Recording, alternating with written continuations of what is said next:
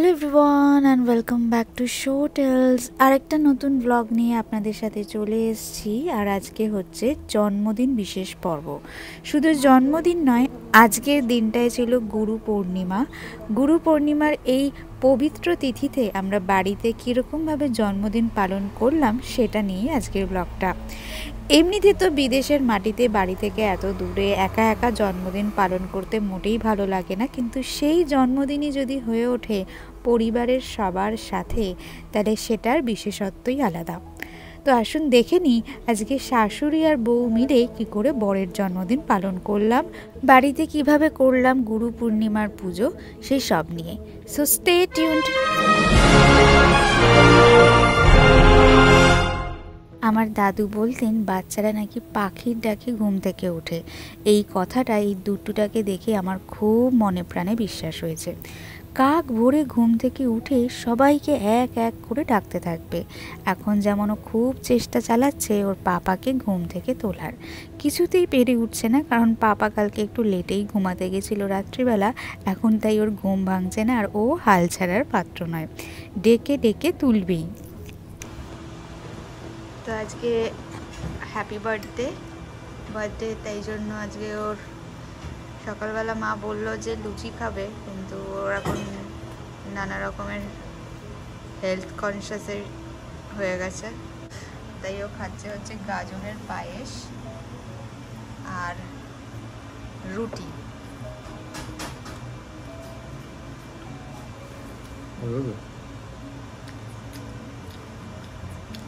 তো আজকে তাহলে তোর কত বছর বয়স হলো সেটা আমি তোকে আর জিজ্ঞাসা করে লজ্জা দিচ্ছি না, কারণ তোকে দেখে তো আমার 20s মনে হচ্ছে, কিন্তু আসলে তো তোর বয়স অনেক বেশি। এই এত হেলথ কনসিয়াস আর এত হেলথ ফ্রিকিং অ্যাক্টিভিটিসের জন্যই ও এখন নিজের বয়সটা ধরে রাখতে পেরেছে।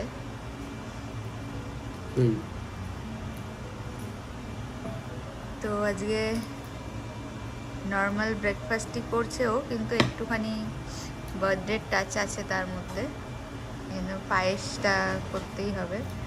চালের পায়েসও খাবে না, কারণ ও ভাত কম খায়, তো এই জন্য গাজরের পায়েস করা হয়েছে, যাতে পায়েসও থাকে আবার হেলদিও হয়। সেই জন্য আমি বানাইনি, বানিয়েছে হচ্ছে ওর শাশুড়ি মা। খেতে খেতে ওর একটু লেটই হয়ে গেল, কারণ দুপুরটা কিছুতেই ঘুমাচ্ছিল না। আমি ভিডিওটা করব দেখে একটুখানি ওকে ওয়েট করতে বললাম।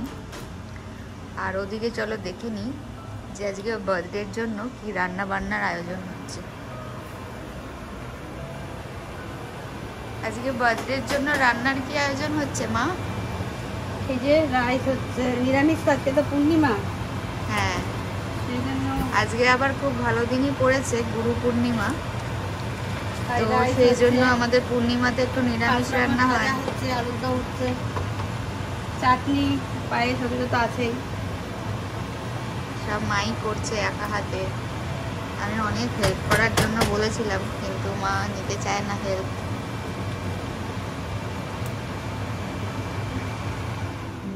ওদিকে বার্থডের জন্য রান্না বান্না হতে থাকছে, আর এদিকে আমাদের ছোট্টটা ওর পাপার সাথে একটু গিটারের লেসন নিচ্ছে। লেসন তো কিছুই না, ওর বাবা এখন বসে বসে বাজায় আর ও শুধু বসে বসে শোনে।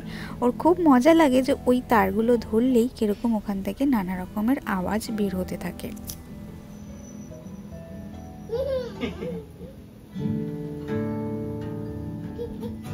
জন্মদিনটা আমি সমীকের নিজের মতো করেই আগে সাধ্য মতো পালন করার চেষ্টা করেছি। আপনারা যারা শো টেলসের ব্লগ দেখছেন আগে থেকে, তারা জানতে পারবেন যে আমি আগেও ওকে নিজের সাধ্য মতো এরকম সাজিয়ে গুছিয়ে জন্মদিনে খেতে দিতাম।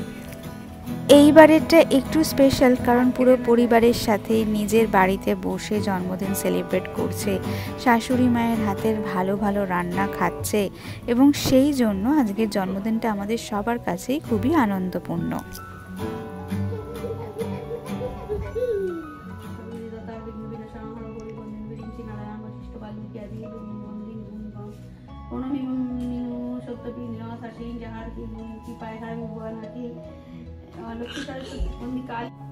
স্নান সেরে মা এখানে গুরু পূর্ণিমার পাঁচালি পড়তে বসে গেছে, আর সামনের টুলে সাজিয়ে নিয়েছে একটু যথাসাধ্য ভোগ, নিরামিষ ভোগ। আর দুটুটা এখানে ভাবছে যে এটা মনে হয় কোনো রাইমস বলা হচ্ছে, এবং সেই জন্য ও মাকে ধরে নানা রকম ঝুলোঝুলি করে সেটাকে শোনার চেষ্টা করছে। আবার দেখুন এখানে ধাক্কি লাগিয়ে টুলটাই না পুরো ফেলে দেয়, তাই ওকে একটু সরিয়ে নিয়ে যাই এখন আপাতত, মা পুজোটা সেরে নিক।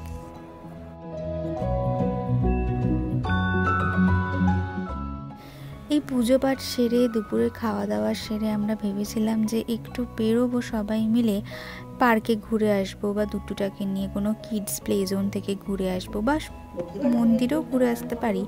কিন্তু দেখছি সকাল থেকেই আকাশের মুখ ভার, আকাশ পুরো কালো করে আছে আর মাঝে মাঝেই মুষলধারে বৃষ্টি নামছে। তো এই বৃষ্টির মধ্যে যদি এখন এই দুটুটাকে নিয়ে বেরোই, তাহলে ও বৃষ্টিতে ছাতাও মানে না, রেনকোটও মানে না, দুমদাম করে বৃষ্টিতে ভিজতে থাকে, আর একটা জ্বর না সর্দি কাশি বাঁধিয়ে বসে। তখন এই আনন্দের মুহূর্তগুলো খুব বাজে লাগবে কাটাতে। আর সেই জন্যই আমরা আজকে ভাবলাম যে বাড়িতেই তাহলে কিছু সেলিব্রেট করি, বিকেলেও কিছু একটা খাবার দাবার বাইরে থেকেই আনিয়ে নেব, আপাতত বাড়িতেই সেলিব্রেট করা হোক। চলো তুমি আমাকে ফ্লাওয়ার দেখাও তো, কোথায় আছে অরেঞ্জ ফ্লাওয়ার? কই অরেঞ্জ ফ্লাওয়ার? হ্যাঁ, গুড জব। আর ইয়েলো ইয়েলো, গুড জব। এটা পিঙ্ক ফ্লাওয়ার, গুড জব। আর green leaves, green leaves, green leaves.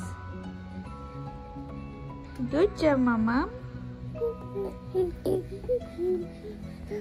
আরে বাবালে, আমি শোনো মাম্মা। এটা কি? এটা তোমার রিক্সা গাড়ি? এটা তোমার রিক্সা গাড়ি নাকি মাম্মা?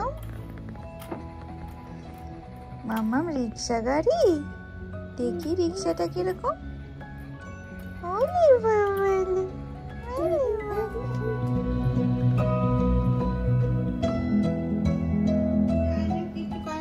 সময় আজকে এত ভালো খাবার দেখে কি মনে হচ্ছে? ভালো লাগছে, আর সাধারণত এত খাবার পাওয়া যায় না, তাই আই ফিল প্রিভিলেজড। এমনিতেই নানা রকম হেলথ ফ্রিকনেসের জন্য শ্রমিক এটা খাবো না সেটা খাবো না করতেই থাকে। মাটন খাবো না, চিংড়ি মাছ খাবো না, এই দুটো মেইন জিনিসই যদি বাদ হয়ে যায় আর কি পড়ে থাকে বলুন? তবুও জন্মদিনের দিন একটু কনসিডার করেও, কিন্তু যেহেতু আজকে গুরু পূর্ণিমা তাই ওরও খুব মজা হয়েছে, কারণ নিরামিষ খেতে ওরও খুব ভালো লাগে।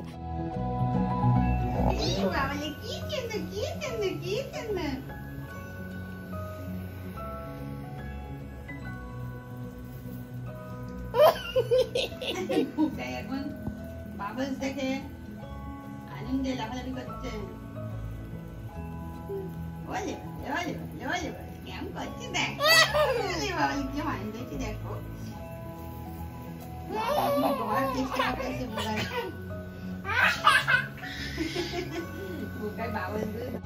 আপনারা যারা এই ভিডিওটা দেখতে দেখতে ভাবছেন যে বাড়িতে এরকম বিছানাটা ওপরে দেয়ালে ঠ্যাস দিয়ে রেখে নিচে কেন বিছানা করা হয়েছে, তাহলে জানিয়ে রাখি যে শ্রমিক এখানে এই নরম ম্যাট্রেসে শোতে মোটেই পছন্দ করে না, তাই ও নাকি কার্পেটেই বিছানা করে শোবে। প্রতিদিন রাত্রেবেলা এরম বেডটাকে ওপরের দিকে দেয়ালে ঠ্যাস দিয়ে রেখে ও নিজেই চাদর পেতে শোয়।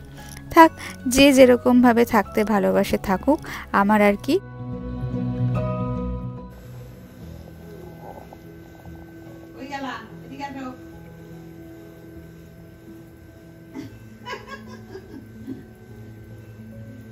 সন্ধেবেলা আমরা ডিসাইড করলাম যে আজকে বাড়িতে কিছুতেই খাবো না, বাইরে যেহেতু বেরোতে পারছি না তো তাতে কি, কিন্তু বাইরে থেকে তো খাবার আনানোই যায়।